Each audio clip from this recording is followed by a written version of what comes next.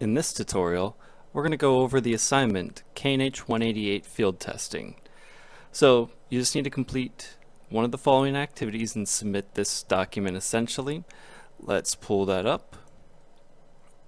Alright, so here's what it looks like, KNH 188 field testing, and we got two field assessments. You can do one or the other. You can do both if you'd really like to, but you're only expected to do one of these. So we've talked about these already in class. It's the 1 mile walk test and the 1.5 mile run. And I have directions for each of those as well as what information you'll need to record. So for this, we have the 1 mile walk test where you need a stopwatch. You can use your phone as a stopwatch or stopwatch if you have a watch, anything like that.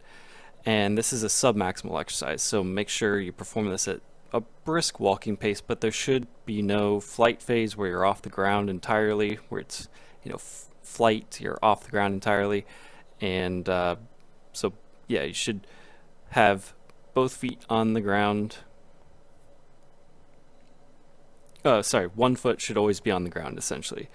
So stop the stopwatch once you complete that distance and record the time. Nearest second-ish will work, and then immediately post. You have to record your heart rate. You can do it in a couple ways. You can do your actual pulse from your radial side, radial pulse. You could do carotid as well if you'd like. Whichever, though. If you have a heart rate recorder on your watch or anything like that, you can use those as well if you'd like. So it's whatever works for you, but just make sure that you get it. And then immediately post, and that's what you do, immediately post and record all of that. So once you got your weight, your age, sex, time, and that heart rate in beats per minute, you can then plug all this into that regression equation here. So that 132.853 minus we talked about this already. You can calculate your VO2 max. Make sure you plug everything in appropriately. And then there's a classification table below with a percentile rank as well. And then we got the 1.5 mile run. This is recommended more for people who already do run a lot. So this, you complete a structured warm-up. 10 minutes is just a rough estimate of how long a warm-up should be, but just give yourself some time to warm up a little bit, and then start the stopwatch when you start the test, and then when you're done, stop it. This is for this one you need is time, so you don't need to worry about your weight, age, getting heart rate, or anything like that. So you'll complete this as fast as possible. It's a maximal estimation type test. Maximal is in you're giving your maximal effort to complete this as fast as you can. Now it's not an all-out sprint. If you can run it fast, run fast. But if you cannot run it fast, like in a high 10, 12 mile an hour run, go at the pace you need to, 7, 8, maybe 6 miles an hour or 5 miles per hour, that sort of thing. If you need to jog it, jog it. If you do need to stop and walk at any point, that is acceptable. It is perfectly acceptable. But it's completed as fast as you can, and that's basically the only requirement.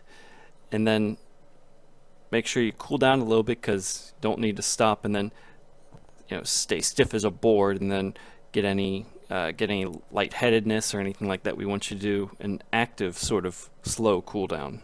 Active meaning moving around. And then based on your time, we'll plug it again into this regression equation. 3.5 plus 483 over time, your time in minutes. And so if you have any seconds, make sure you do your seconds divided by 60 to get the decimal form of that minutes. And then we get your VO2 max and classification and percentile rank. Let's take a look at those below here. So we got our percentile ranks and the category here. Classification category. So based on 20 to 29 for men, and then also for women. And some of you may not fit the 20 to 29 itself just because you might be 19 or 18, but just go with whatever is the closest to your age. And it extends down here below. Alright, so that, at least for this class right now, is due on the 11th of November. You'll basically have a week, a little bit over a week to do it.